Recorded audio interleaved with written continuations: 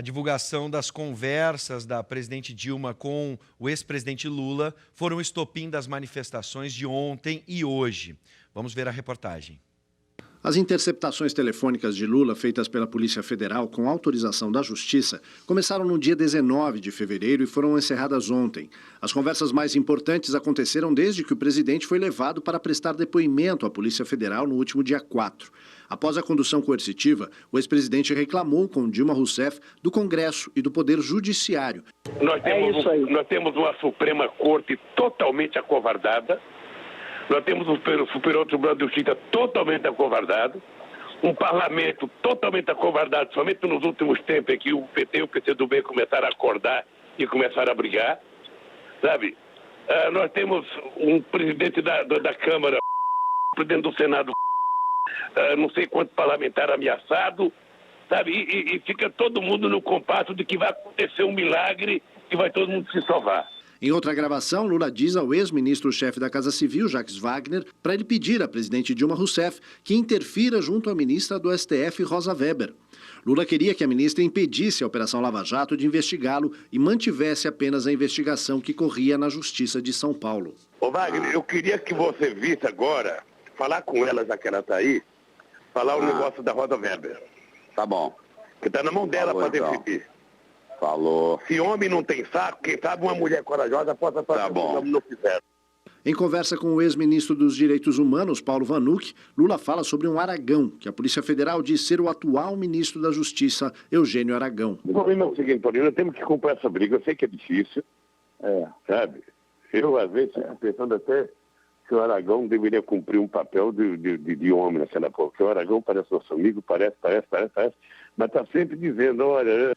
Em uma das últimas gravações, feita ontem, aparece outra vez a presidente Dilma. O trecho foi interpretado como uma ação para proteger Lula da Operação Lava Jato. Dilma enviou antecipadamente o termo de posse como ministro para ele assinar. Alô? Alô? Lula, deixa eu te falar Fala, uma querida. coisa. Seguinte, eu tô mandando o Bessia junto com o papel para a gente ter ele e só usa em caso de necessidade, que é o termo de posse. Tá? Tá bom. Só isso, você espera aí que ele tá indo aí. Tá bom, tô aqui, fica aguardando. Tá? Tá bom. Tchau. Tchau, querida. A defesa do ex-presidente disse que a divulgação das gravações era ilegal. Nós entendemos que esse ato está estimulando uma convulsão social e isso não é papel do Poder Judiciário. Bom, esse é o assunto que nós vamos discutir agora com o cientista político Benedito Tadeu César e o advogado Aloysio Zimmer. Boa tarde, sejam bem-vindos. E junto temos Guilherme Roquette, jornalista da casa, que está na redação e vai conversar com a gente também, vai participar da conversa com a gente. Boa noite, Guilherme. Boa noite novamente, Vives. Boa noite, professor Benedito. Boa noite, advogado. Boa noite, Guilherme. Bom, vamos para a primeira pergunta. Vou direto conversando com o doutor Aloysio. Do ponto de vista legal, doutor, como é possível avaliar a divulgação da escuta telefônica envolvendo o presidente da República? Perfeito. Bom, agradeço o convite e assim cumprimento também os nossos telespectadores. Nós vivemos dias tristes. Estamos entrando nos livros de história, vamos lembrar dessa semana e do que vai decorrer daqui para frente. E fica também muito difícil, ou as pessoas ficam constrangidas de se posicionar nesse momento em função do nível, da temperatura que nós atingimos no âmbito da luta política.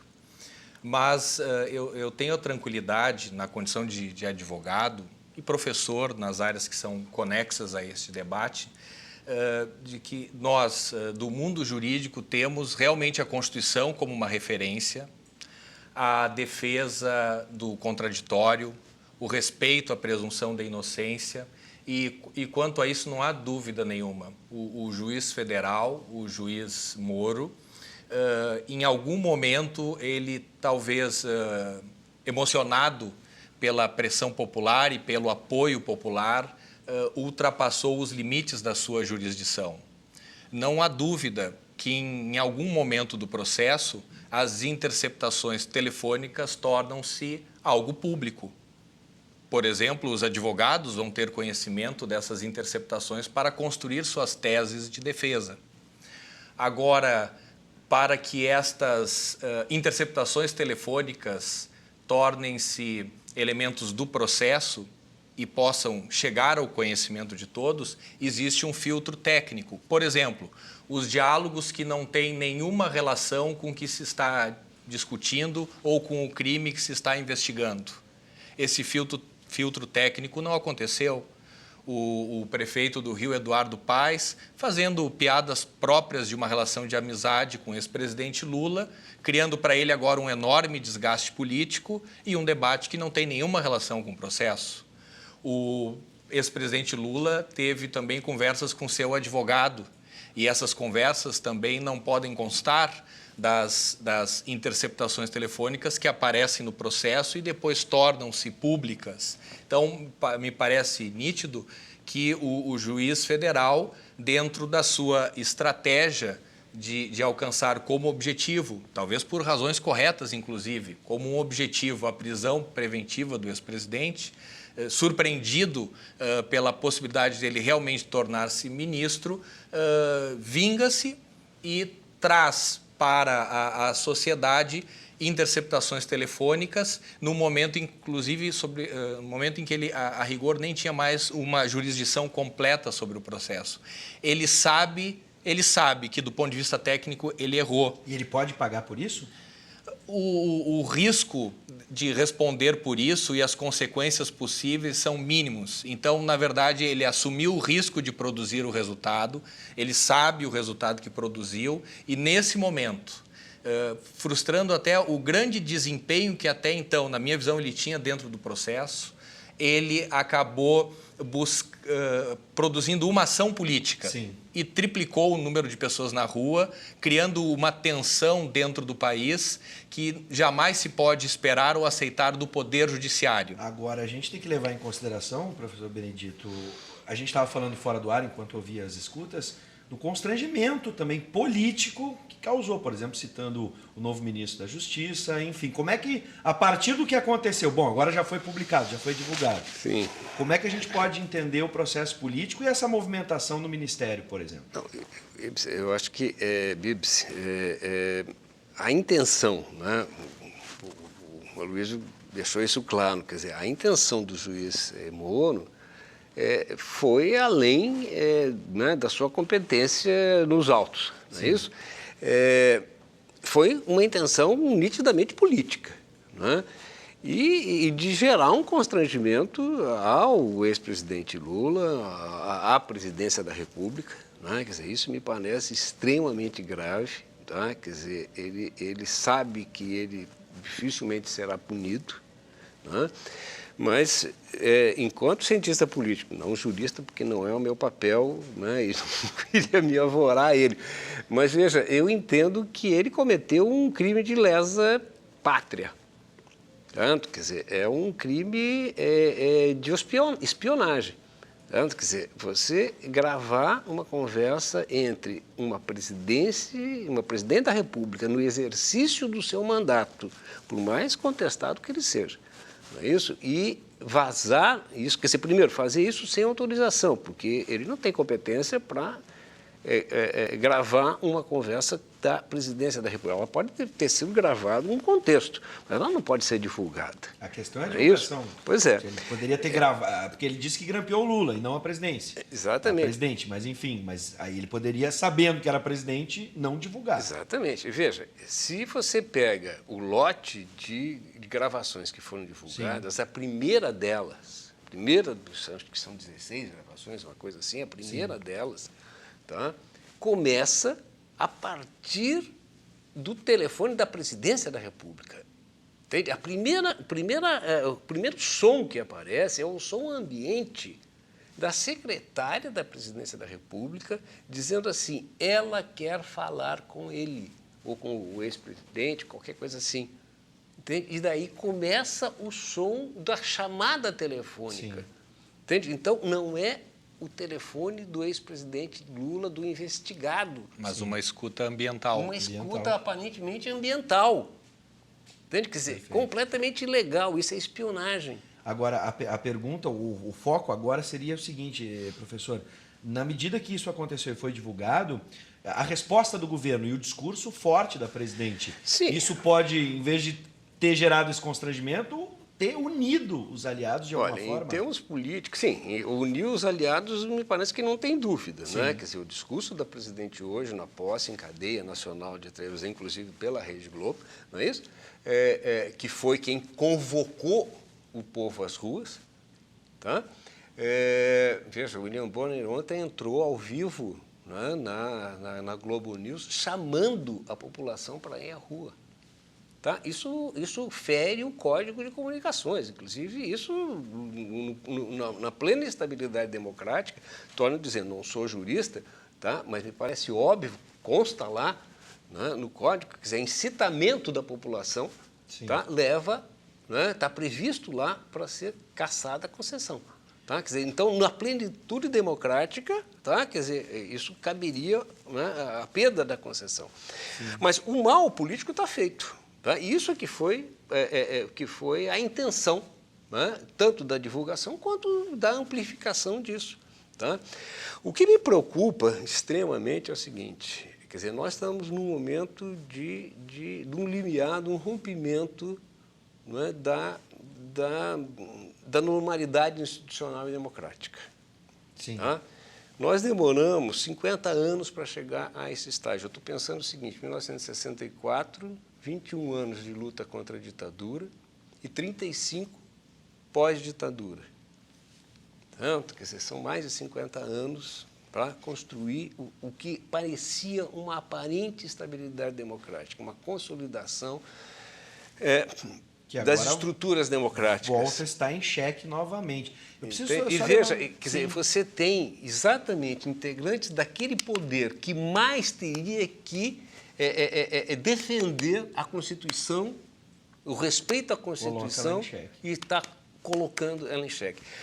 O Supremo Tribunal Federal hoje, me parece, e constitucionalmente esse é o papel dele, é o guardião da Constituição. Agora, ele precisa restabelecer a ordem. As disputas jurídicas não terminaram. E eu quero trazer o Guilherme, que está na redação. Guilherme, por gentileza, nós temos que entender agora, pós-posse, essa liminar que entrou para tentar derrubar essa posse. Guilherme, por gentileza. Pois é, Bibs, eu estava acompanhando agora aqui o portal da Agência Brasil, que diz que o advogado-geral da União, o José Eduardo Cardoso, acabou de ingressar na Justiça, então, para suspender esta liminar, suspender o efeito desta liminar do juiz Itagiba Catar Preta Neto, então, que susta o ato de nomeação do ex-presidente Luiz Inácio Lula da Silva na Casa Civil do governo Dilma. Então, a Advocacia-Geral da União já entrou com um pedido na Justiça para sustar esta liminar e vai manter o ex-presidente Lula no cargo.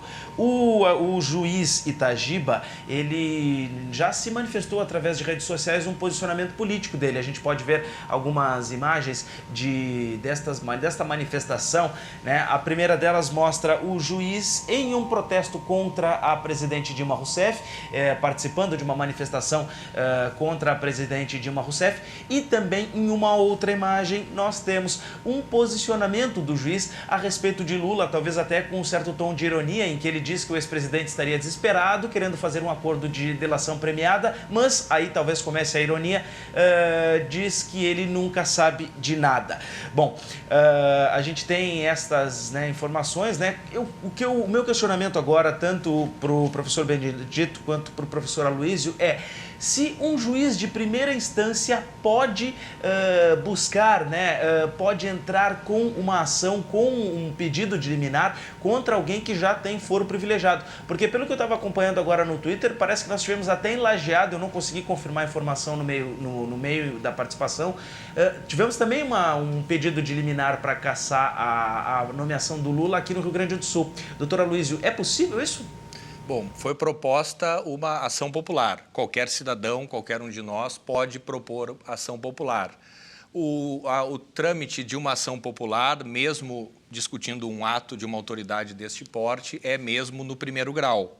Claro, como é uma situação assim nova, não existe uma jurisprudência ou decisões anteriores que modulem, que filtrem uma discussão deste nível no primeiro grau.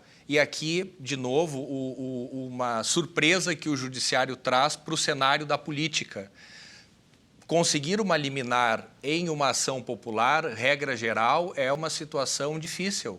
No caso colocado, e pelo pouco tempo que levou entre a ação ser proposta e a concessão da liminar, em 2 páginas, eu tive a oportunidade de ler, e sem nenhum enfrentamento do tema, na verdade, revela que dentro dessa histeria que se estabeleceu, o juiz federal, o Cata Preta, ele se sentiu convocado e tendo a oportunidade de também contribuir neste processo de rompimento institucional.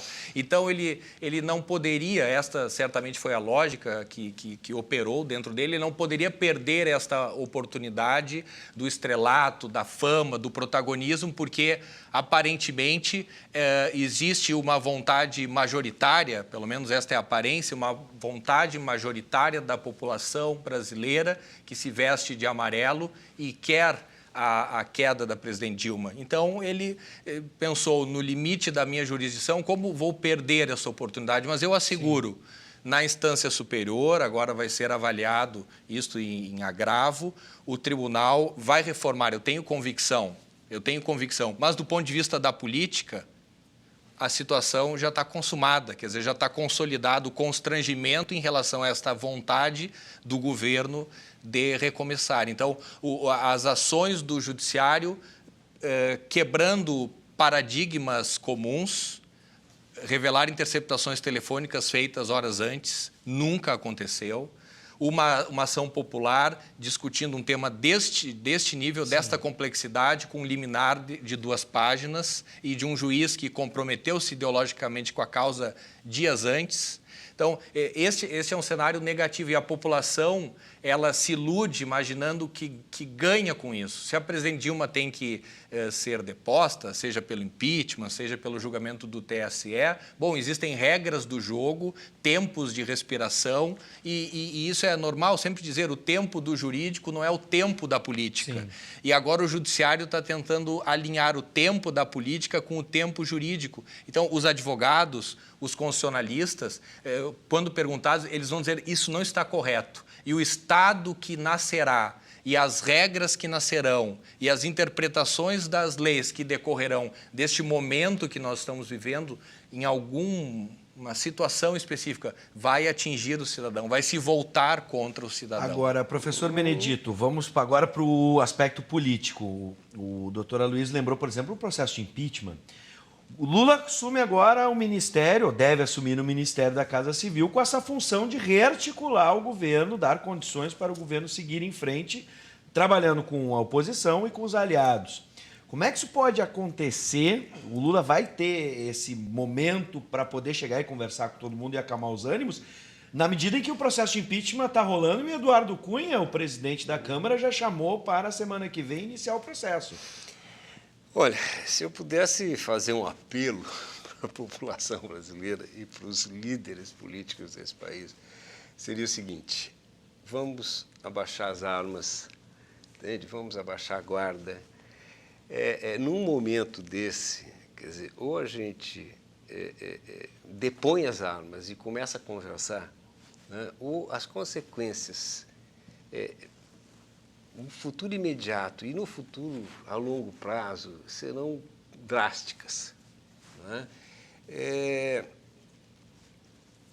O professor Aloysio falou das regras, né? E eu quero reforçar que a democracia se faz com respeito às regras. Né? A democracia não se faz com leis, com procedimentos que são inventados a cada momento. Quer dizer, isso é próprio dos regimes de força, isso é próprio de um judiciário fascista. Não estou dizendo que o nosso judiciário seja fascista, mas do comportamento, né, do período do fascismo, né, o judiciário agia dessa maneira. Quer dizer, era a vontade do Duce que definia a lei. Tá? Então, acho que a gente teria que fazer um apelo à serenidade. Né? Quer dizer, nós temos um presidente do Congresso Nacional que está sob investigação e pesam sobre ele sérias denúncias. Não é isso? Nós temos o presidente do Senado também na mesma situação. Né? Nós temos uma presidente sob impeachment, né? Um processo de impeachment. Quer dizer, todas as principais instituições políticas brasileiras, os 3 poderes, né, da República, estão em xeque. Quer dizer, o próprio Supremo hoje, né, quer dizer, como o órgão maior do Poder Judiciário, quer dizer, também está colocado num brete. Né?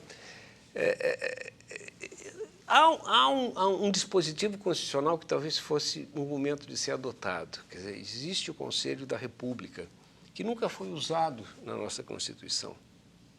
Quer dizer, que uniria os chefes dos principais conselhos, dos 3 poderes e mais alguns membros, que eu não tenho agora os termos, né, do artigo, mas seriam pessoas indicadas pela Câmara por outros poderes, tá? E que é previsto para ser convocado em momentos de convulsão, que acredito que é como o momento que nós estamos vivendo hoje.